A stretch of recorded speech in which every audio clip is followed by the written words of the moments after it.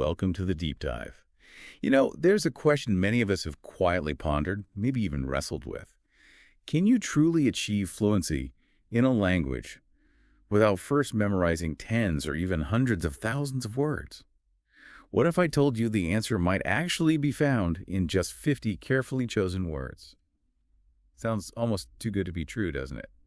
A bit like finding a secret cheat code for language learning. It absolutely challenges conventional wisdom and in a deeply intriguing way. Our primary source for this deep dive comes from a truly fascinating personal account. It's a YouTube transcript titled, "If You Know These 50 Words, You Can Speak Fluently, How 50 Words Made Me Fluent," from the channel Bookish English 2.0. It's quite a testament to an unconventional path. And that's exactly our mission today. We're going to unpack this seemingly impossible claim, journey alongside someone who actually did it, and then, most importantly, extract the concrete, actionable strategies you can integrate into your own learning. Whether you're trying to learn English or really any new skill, we're going to dive deep into how a small, strategically chosen vocabulary can become an incredibly powerful foundation for real-world communication and connection. It's about efficiency, not just sheer effort. So, let's really lean into this core idea. The speaker in our source, Ariel, describes having this almost epiphanic moment. Her teacher looked her in the eye and told her, quite simply, you don't need many words, you just need the right words. That single piece of advice, it goes completely against what we're typically told about language acquisition, doesn't it? It feels like we're constantly bombarded with the idea that the path to fluency is paved with endless vocabulary lists and complex grammar rules. What's your immediate reaction to this? It's a revolutionary thought, really, because it fundamentally shifts the focus from just accumulation to utility. Utility, right. When Ariel's teacher said the right words, it wasn't about the biggest or most obscure words, but precisely those small words that people use every day. These are the words that act as the linguistic glue, the foundational pieces that hold sentences together. They aren't just vocabulary items, they're the functional engine of communication. And I think it resonated so strongly with Ariel because she was experiencing that common frustration many learners face. She had many words in her mind but did not know how to use them. Oh, I know that feeling. Right. It highlights a critical distinction. Knowing a word is one thing. Being able to deploy it effectively in real-time conversation is quite another. Her teacher's advice was, like a beacon of hope in what sounds like a sea of disorganization. That feeling of being lost, of having a mental dictionary but no instruction manual for how to actually speak, that's incredibly relatable. You cram for tests, you memorize lists, and then you open your mouth and it's just silence or a jumble. It's paralyzing. So for Ariel, this was pivotal. The teacher's wisdom suggested that the utility and the interconnectedness of words, how they function together, their everyday relevance, are far more important than just sheer volume. It's not about how many individual bricks you have in your pile, right? It's about how well you can build something functional with the essential ones. Precisely. And if we connect this to the bigger picture of language and, cognitive science, the power of these small words becomes even clearer. Why are they so potent? Well, as I mentioned, they form the grammatical and functional backbone of almost any sentence. Imagine trying to build a complex machine without the screws, the bolts, the essential connectors. You just have parts. Exactly. You might have all the high-tech components, but they'd remain isolated and useless. These simple words, pronouns, prepositions, conjunctions, core verbs, they are those connectors. Without them, even a rich vocabulary would remain disjointed. They let us express basic thoughts, needs, intentions. Plus, the source explicitly emphasizes these are words people use every day. This isn't trivial, it's absolutely foundational. Language, at its core, is a tool for practical, real-life communication. Ordering coffee, asking directions. Exactly. Sharing basic feelings, opinions. By focusing on high-frequency words, learners immediately equip themselves for these daily interactions. They're not preparing for some academic debate, they're preparing for life.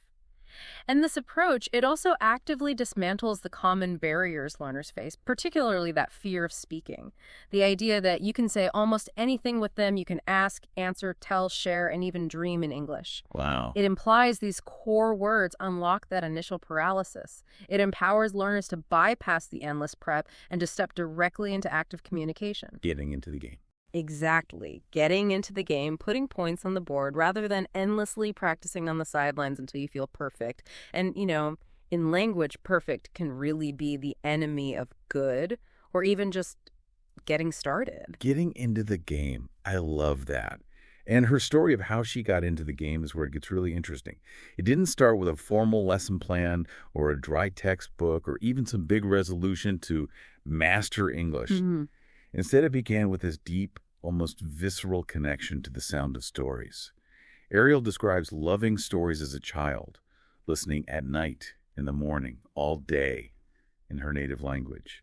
This foundational love for narrative, the sort of human craving for story, was the initial spark. It wasn't intellectual. It was emotional, a desire to be captivated. And then this emotional pull shifted to English. She recounts hearing a story in English, even without understanding a word, and being utterly captivated. I liked the sound, she says. The voice was soft. The words were warm. What does this tell us about those early stages? It's not always about explicit comprehension first, is it? Sometimes it's more fundamental. It's a profound insight, actually. It highlights the often underestimated power of the emotional and auditory experience in language acquisition. Before you understand, there's often this aesthetic appreciation, a resonance with the rhythm, the intonation, the sort of musicality of a new language. For Ariel, it wasn't about deciphering meaning initially, but about feeling the vibration of the words. Her desire wasn't just to translate, it was to understand. I wanted to feel that story in my heart. Feel it in her heart. Yeah. That emotional connection provides a far deeper, more sustainable motivation than just intellectual curiosity or, external pressure. It transforms the task from a chore into a passion. And this passion, this emotional pull, ultimately led to the genesis of her famous 50-word list. Her initial practice wasn't structured lessons. It was about soaking in language through short stories, songs, and small conversations. She admits it was hard at first, but then she started noticing something. Words like I, you, want, go, can, come, like have and need kept popping up again and again. It was this organic discovery, right? Found through natural exposure, not a pre-prescribed list. She wasn't told these were key. She experienced their importance. Exactly. She felt their omnipresence, their absolute necessity in everyday communication. And from that simple observation, her first concrete steps emerged. She didn't overcomplicate it. She started to write them down, then immediately said them out loud, and crucially, she made little sentences. Think about the simplicity. I want water. You can come. I like apples. This immediate application, even in the most basic forms, was absolutely crucial for internalizing them. Right. It wasn't about memorizing definitions in isolation. It was about making those words active, making them her words for her purposes, linking sound to meaning and intent right away. That immediate low-stakes output. It creates a feedback loop, doesn't it? Reinforces learning way better than just passive listening. Absolutely. And what's truly fascinating here is how these small, consistent efforts led to a really significant breakthrough. It transformed her learning from something daunting and abstract into something enjoyable, tangible. Ariel describes an observable change, she says. Slowly I saw a change. I could understand more. I could speak more. I was not scared anymore. That slow build. Yeah, that progression from fear and confusion to more comprehension and confidence, it powerfully illustrates the cumulative impact of consistent, targeted practice. It's not one big revelation, but lots of small, reinforcing wins. And the way she describes her connection to the words, "These 50 words became my friends," that says so much about the comfort and familiarity she built. They weren't abstract concepts anymore, but trusted companions. Friends, yeah. Like a little tool she could rely on. Exactly. They became personal. This emotional connection then led to what she calls the Canadian tourist encounter, which is such a powerful, real-world validation of her whole method. Just imagine the scene. This unexpected interaction, the real test. A tourist asks, "Do you know where the market is?" And the pressure's on. Right. And Ariel's simple but perfectly functional response, yes, I can show you, was, as she puts it, a big moment, a huge personal triumph. It proved beyond doubt that these basic words, plus the confidence to use them, could facilitate immediate, meaningful, practical interaction. It wasn't about perfect grammar, it was about successful communication. Wow. That must have felt amazing, like unlocking a superpower. It's a living testament to the idea that sometimes less really is more for practical application. Fluency isn't perfection, it's effective connection. That single interaction probably fueled her for weeks. And after that success, she didn't just sit back, which is another key thing. She actually scaled up her practice, started talking to more people.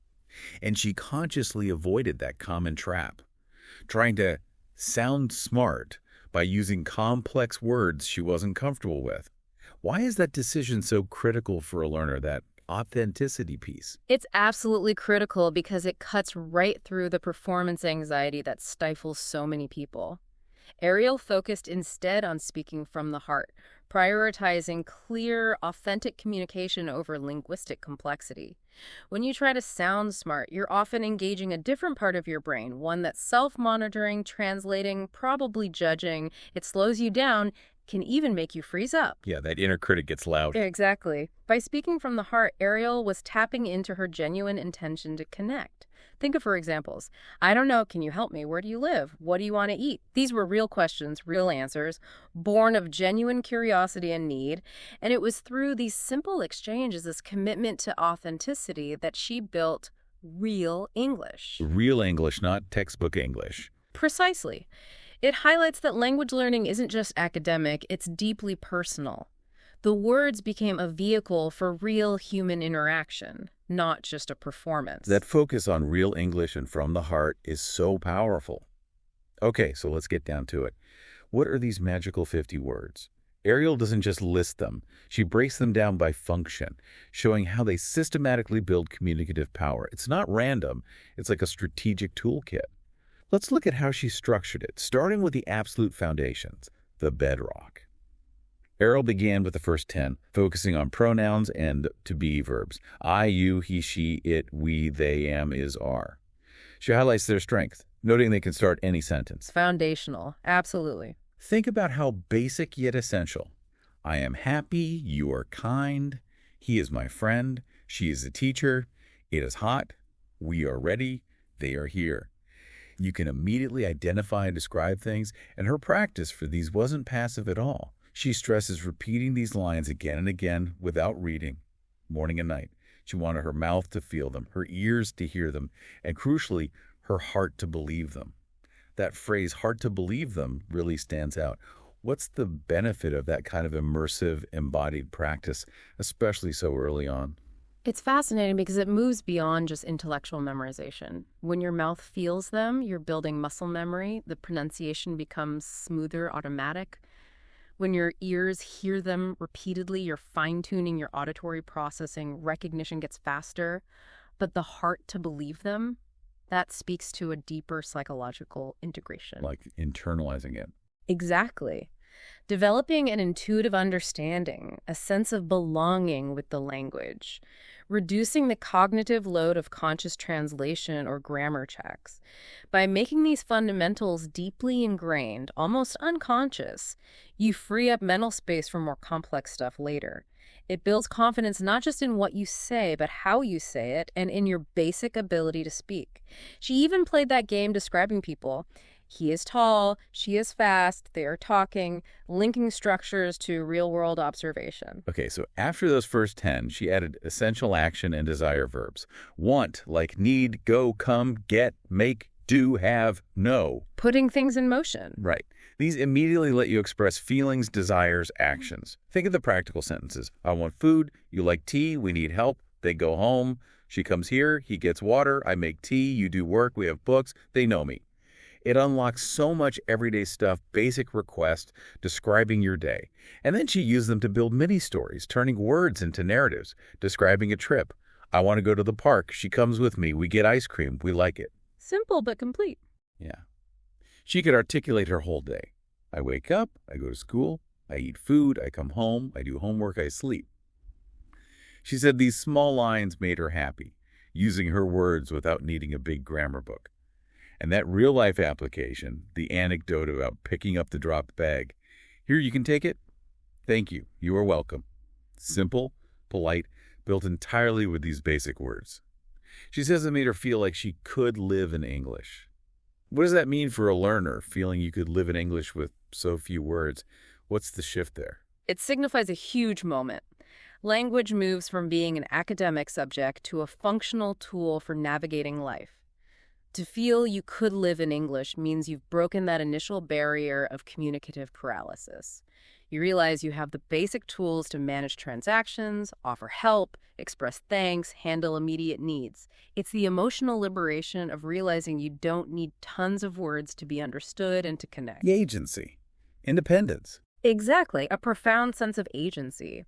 This systematic approach Ariel took, it really reveals the logic of language acquisition. It's not just memorizing words, but understanding their function and how they combine. That functional understanding is way more powerful than just rote learning. Okay, so moving forward, she added words for interaction. The next crucial group was for asking and answering questions.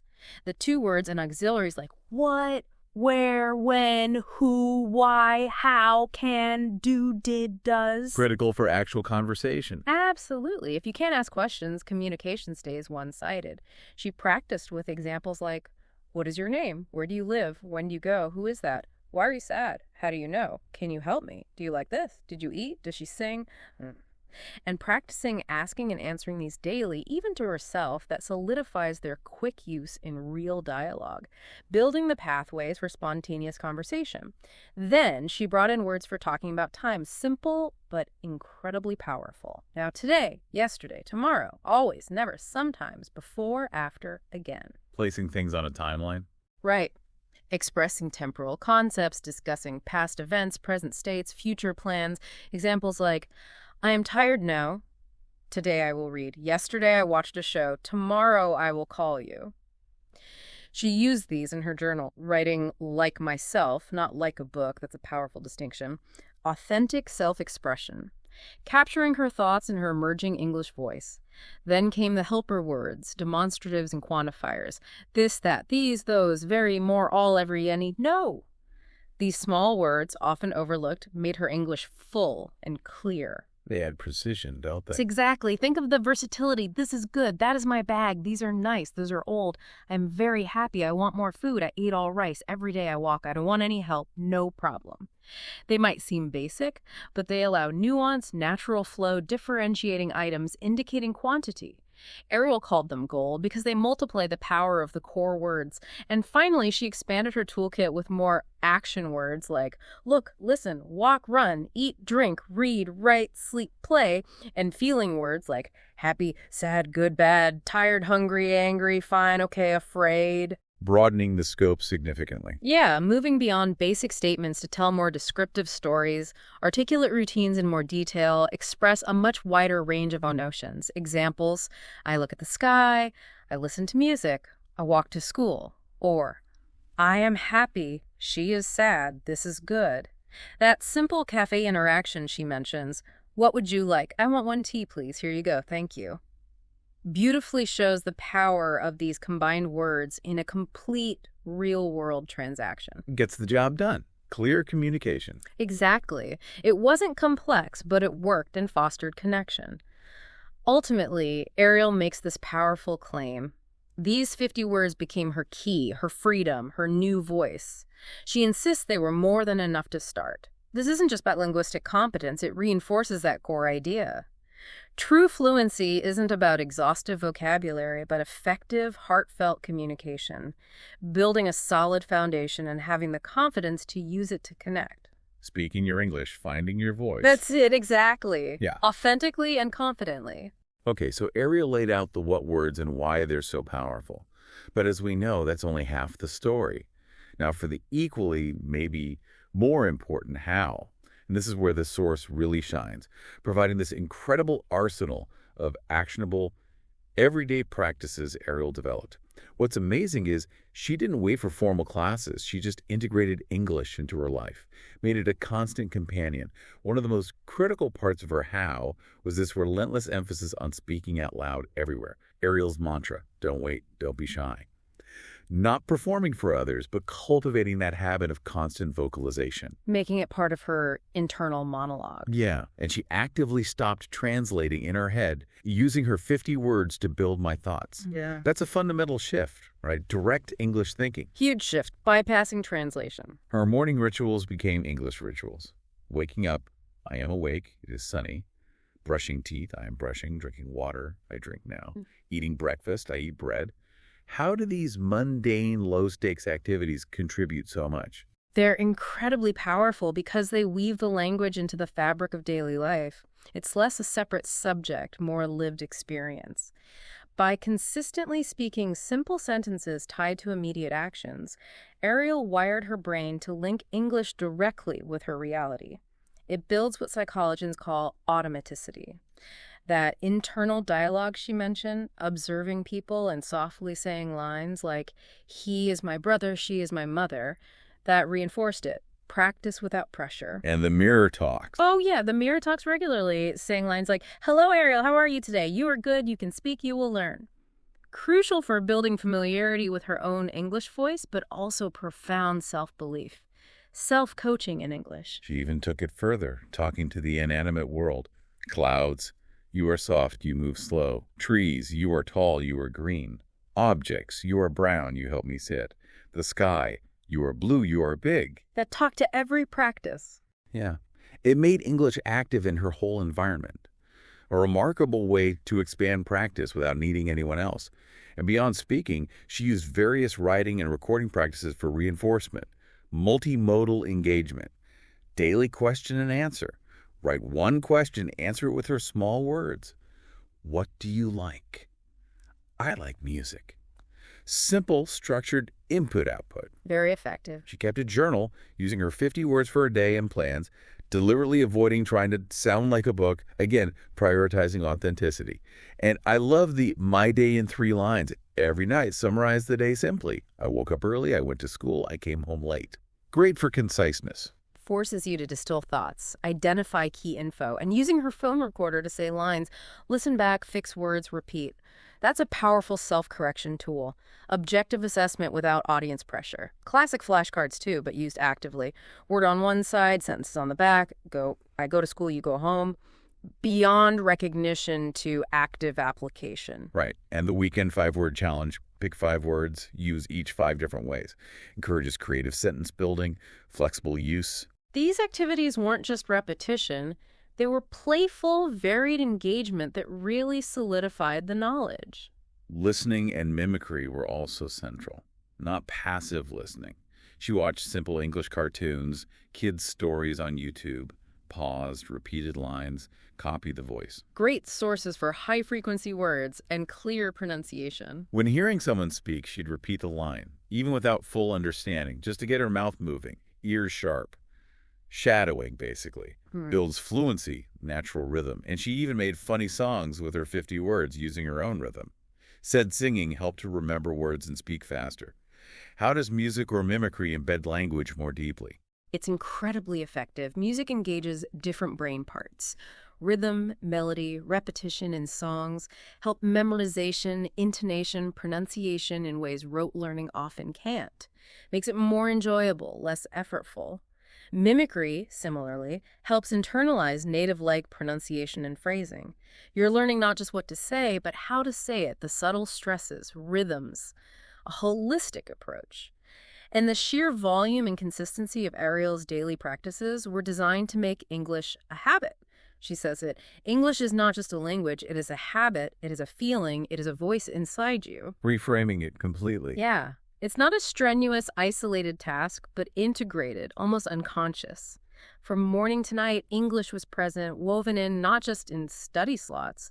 This habitual integration is what truly builds fluency, makes it feel natural, accessible, distributes the learning. And what's brilliant is the emphasis on low-stakes practice.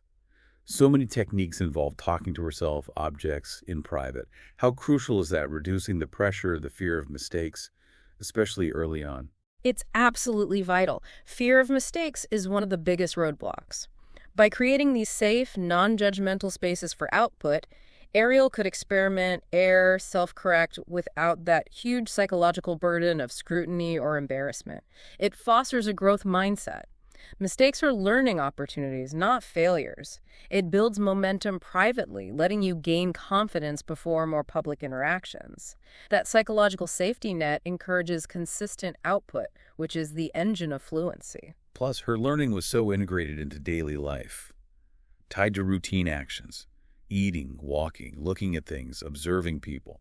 It shows how learning can be woven in without needing separate study time. Turns passive observation into active linguistic engagement. And it bypasses needing fancy resources.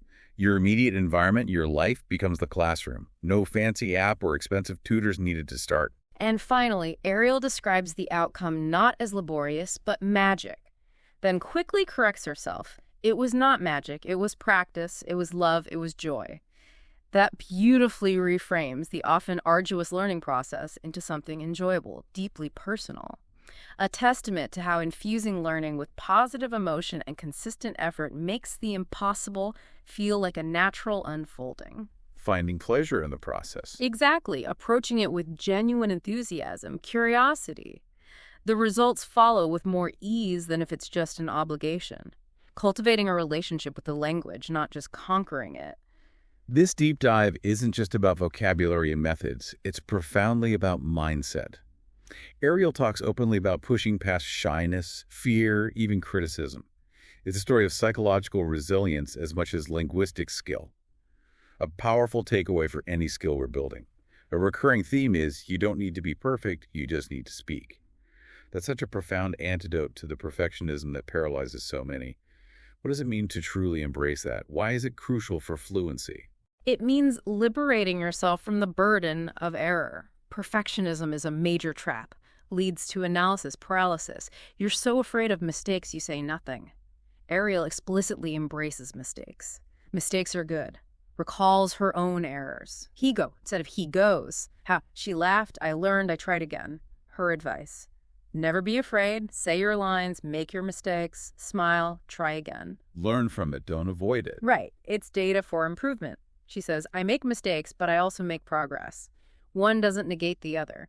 Fluency is dynamic, continuous movement, not flawless performance. And on tired or unmotivated days, she had that brilliant just one sentence rule. Told herself, just say one sentence. That small commitment, even one line is better than no line, even one word is better than no word, kept her going, prevented giving up. What's the power of such a small commitment? It's the power of micro-commitments. When a goal seems too big, motivation drops. But just one sentence feels effortless. It's a key principle in habit formation. Consistency beats intensity. It's about maintaining momentum, even if slow, rather than stopping. Prevents burnout, ensures learning remains continuous. A compassionate approach to self-discipline. She recalls that pivotal moment speaking in class. Hands cold, heart racing with fear, but pushed through. My name is Ariel, I like books. Teacher smiled, friends clapped, made her feel proud, brave. That shows the immense growth from pushing through fear, even with simple words. The act of courage itself fuels progress. And she also addressed criticism. When people laughed or corrected her, she felt hurt. But instead of stopping, she remembered, my why. I am learning, I am growing, I am trying. Told herself, I will not stop, and kept going. That resilience, vital, isn't it? It's the lesson of internal locus of control. She didn't let external validation or criticism dictate her self-worth or progress. By remembering my why, she tapped into intrinsic motivation, far stronger than external negativity. It's about focusing on your own path, your progress, not others' judgments. That resilience, feeling the sting but not being derailed, is a hallmark of successful learners. Turns obstacles into stepping stones. This deep dive, especially Ariel's mindset insights, raises that important question. What's the ultimate outcome beyond just speaking words? It clearly goes deeper than linguistic ability. It's about self-belief and forging genuine human connection.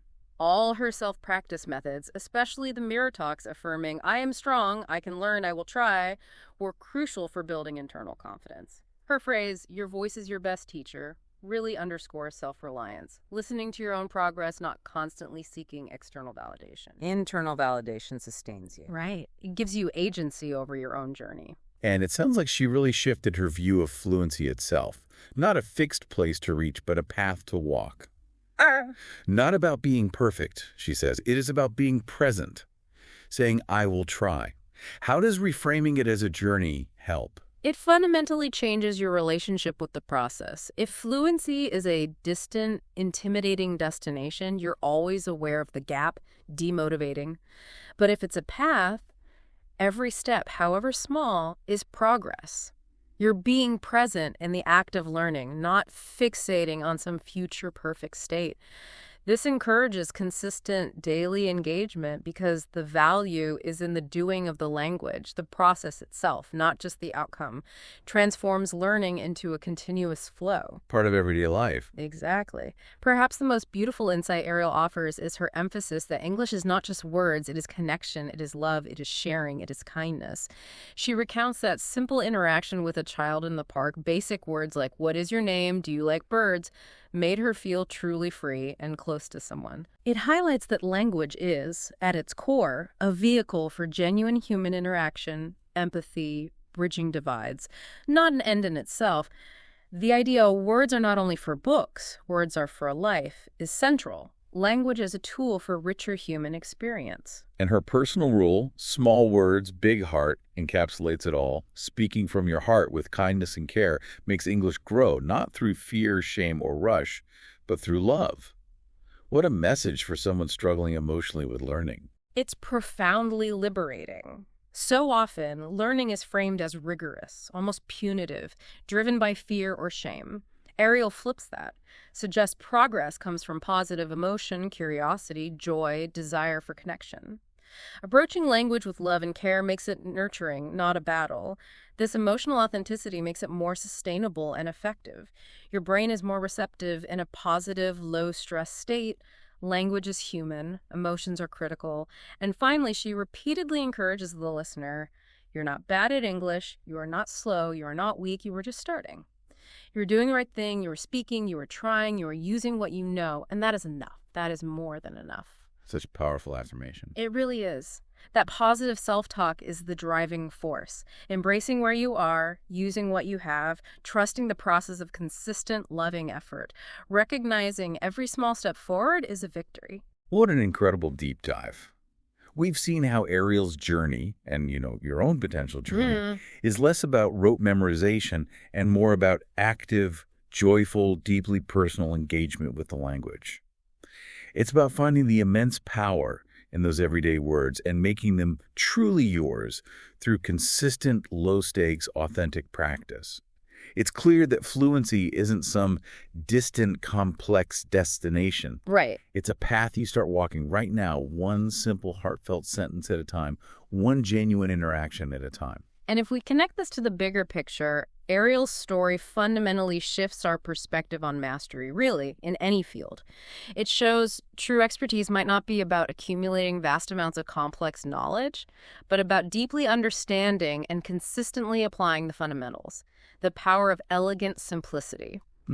This raises an important question for all of us, doesn't it? Where else in your life beyond language could focusing on a core 50 words or maybe 50 core concepts or principles or actions unlock unexpected freedom, deeper connection, and greater confidence? So, after hearing Ariel's story, what's one simple sentence you can speak in English today? Just one. Try it. Feel the power. And join us next time on The Deep Dive.